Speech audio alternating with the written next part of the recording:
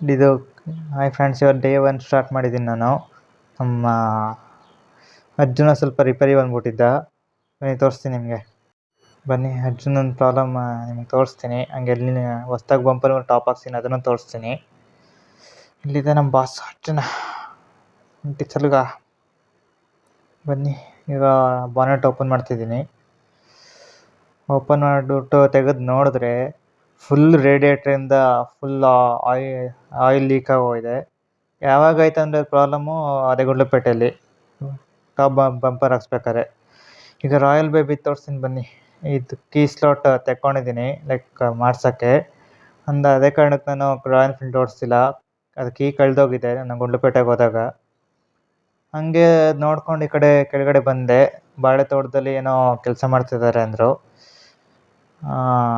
ಇಲ್ಲಿ ಕ್ಲೀನಿಂಗ್ ಮಾಡ್ತಿದ್ದಾರೆ ಫುಲ್ಲು ನೀಟಾಗಿ. ಯಾಕೆ ನೆಕ್ಸ್ಟ್ ಏನಾರು ಮಾಡೋಕ್ಕೆ. ಅದೆಲ್ಲ ಮುಗಿಸ್ಕೊಂಡು ನಾನು ಫುಲ್ಲು ಉರಿಯೋ ಮಟ್ಟಕ್ಕೆ ಬಿಸಿಲಿತ್ತು. ನನಗಂತೂ ಅಪ್ಪ ಅದೇನೋ ಕರೀತಿದ್ರು, ನನಗಂತೂ ಆಗಲ್ಲ ಅಂತ ನಾನು ಬಂದ್ಬಿಟ್ಟೆ. ಆಮೇಲೆ ಹೋಗಿ ನಾನು ಗಾಡಿ ಕೊಡಬೇಕು. ಬನ್ನಿ ಗಾಯ್ಸ್, ಈಗ ಊರಿಗೆ ಹೋಗ್ಬಿಟ್ಟು ನೋಡೋಣ. ಯಪ್ಪ ಈ ಉರಿ ಬಿಸಿಲಲ್ಲಿ ಏನು ಮಾಡ್ಬೇಕಂತಲೇ ಗೊತ್ತಾಗಲ್ಲ.